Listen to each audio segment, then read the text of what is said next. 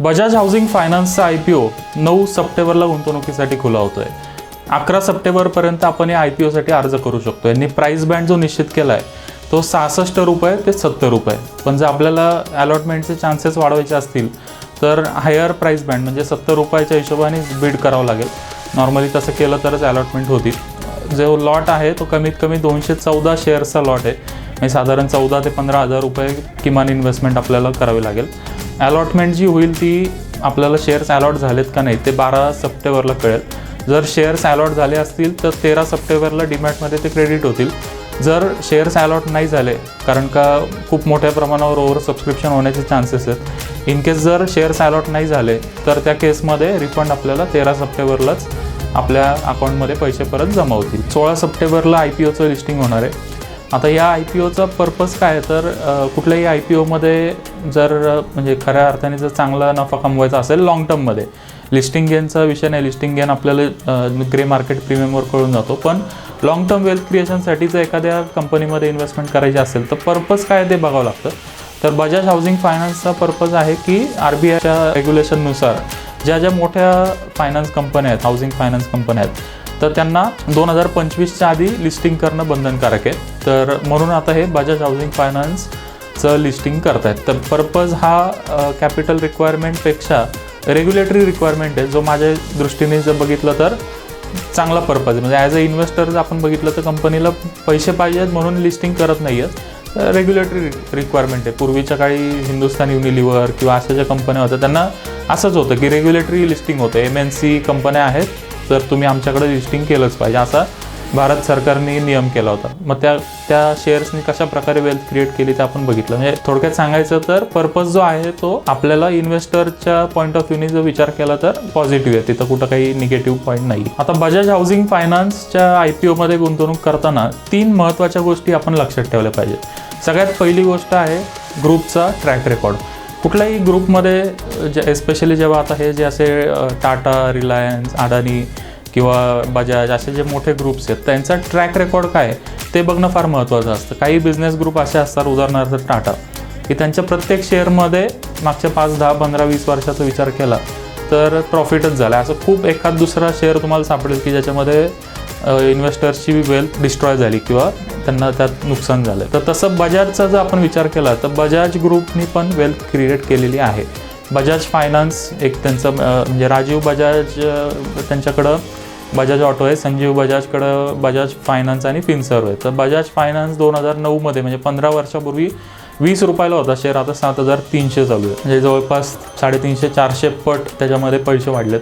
Bajaj Finserv 50 रुपयाला होता, आता 1850 आहे. म्हणजे तिथंही 30-40 पट वेल्थ क्रिएट झालेली आहे. बजाज ऑटो 2009मध्ये 700 रुपयाला होता, तो आता 11,000च्या ऑल टाईम हायला पोहोचला आहे. सांगण्याचा हेतू असा आहे, सगळ्यात पहिला महत्त्वाचा मुद्दा ग्रुपचा जो ट्रॅक रेकॉर्ड आहे तो चांगला आहे. पण असं मागच्या इतिहासाचा दाखला घेऊन जर आपण भविष्य प्रेडिक्ट करण्याचा प्रयत्न केला तर बजाज ग्रुपची अजून एक जी कंपनी आता जिचा IPO येतो आहे बजाज हाऊसिंग फायनान्स, त्याच्यामध्ये अशाच प्रकारची वेल्थ क्रिएट होण्याचे चान्सेस आहेत. होईलच असं नाही, चान्सेस बऱ्यापैकी आहेत कारण का ट्रॅक रेकॉर्ड चांगला आहे. दुसरा बजाज हाऊसिंग फायनान्स IPO संदर्भातला महत्त्वाचा मुद्दा, कंपनी नक्की व्यवसाय काय करते. तर बिझनेस जो आहे तो जर समजून घेतला तर आपल्याला आपलं कन्व्हिक्शन वाढतं. आणि मग त्या केसमध्ये काय होतं की जेव्हा काहीतरी निगेटिव्हिटी असते, शेअर खाली येतो, तर आपलं जर कन्व्हिक्शन असेल त्या बिझनेसवर तर आपली होल्डिंग पॉवर वाढते आणि मग इव्हेंच्युअली वेल्थ क्रिएट होती. तर कंपनीचा व्यवसाय आहे हाऊसिंग फायनान्स. हाऊसिंग फायनान्स म्हणजे आपल्यासारखे लोक जे आपल्याला घर घ्यायचं, 50 लाखाचा फ्लॅट घ्यायचं, 50 लाख रुपये हातात असणारे, बँक अकाउंटमध्ये असणारे असे लोक खूप कमी असतात. म्हणजे ऑलमोस्ट नसल्यासारखंच आहे. मग आपल्याला काय की ऑप्शन असा आहे की डाऊन पेमेंट करा 5 लाख 10 लाख आणि बाकीचं 40-45 लाख रुपये लोन घ्या. तसं लोन देणारी ही कंपनी आहे.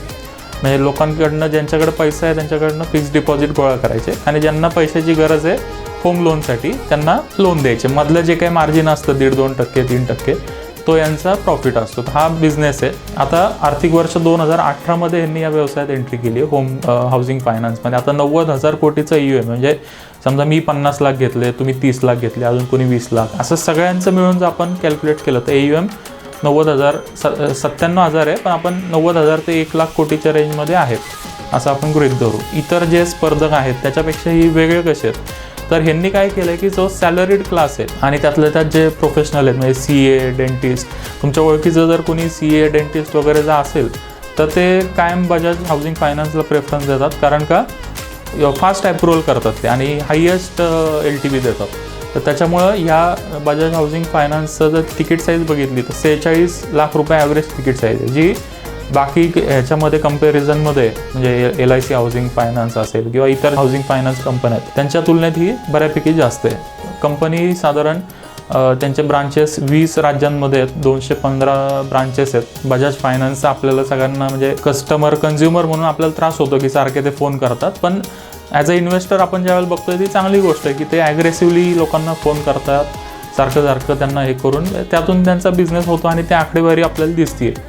तर बिझनेस ग्रोईंग मार्केट आहे, हाऊसिंग फायनान्स मार्केट हे ग्रोईंग मार्केट आहे. दुसरं यांचं बजाजवाल्यांचं जे एक्झिक्युशन आहे ते स्ट्रॉंग आहे, ते आपण बजाज फायनान्स, बजाज फिन्सर्वमध्ये बघितलं आहे.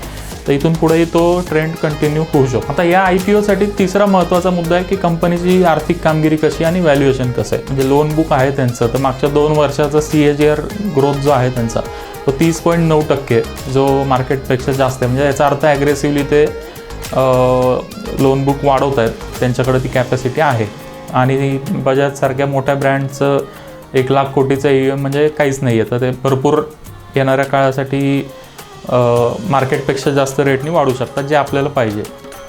जसं मी म्हटलं तसं मार्केटिंगमध्ये एक्सपर्ट आहेत, NPA मॅनेज करण्यात एक्सपर्ट आहेत. एखादा जर हप्ता चुकवला तर त्यांची रिकव्हरी टीम लगेच घरी येऊन बसते. त्यांनी लोन घेतलं त्याला त्रास होतो, पण इन्व्हेस्टर म्हणून जर आपण विचार केला तर ही चांगली गोष्ट आहे की त्यांना मार्केटिंगही जमते आणि पैसे गोळा करणंही जमते. शेवटी दोन्ही गोष्टी महत्त्वाच्या आहेत. व्हॅल्युएशनचा विचार केला तर 70 रुपयाच्या हिशोबाने प्राईस टू बुक आहे, 3.2 PE आहे. 33 LKP सिक्युरिटीज या शेअरला IPOमध्ये गुंतवणूक करण्याचा सल्ला दिला आहे. ग्रे मार्केट प्रीमियम सध्या 52 रुपये, म्हणजे 70 अधिक 52 म्हणजे 122 रुपयाला लिस्टिंग होईल असा आजचा GMP सांगतोय. याचा अर्थ लिस्टिंग गेन 75% होऊ शकतो. IPOसाठी अर्ज करायचा का नाही याच्यासाठी लागणारी सगळी आवश्यक माहिती आजच्या व्हिडिओमधून आम्ही तुम्हाला दिली आहे. प्रश्न फक्त एवढाच आहे, अर्ज आपण करू, ओव्हर सबस्क्राईब झाल्यामुळं कितपत अलॉटमेंट मिळते माहीत नाही, पण मल्टिपल अकाउंट्समधून कसं हे करायचं ते तुम्हाला माहिती आहे. तर शेवटी लॉटरी पण लागली तर चांगला बिझनेस आहे, लॉंग टर्म होल्ड करण्यासारखा नक्कीच आहे.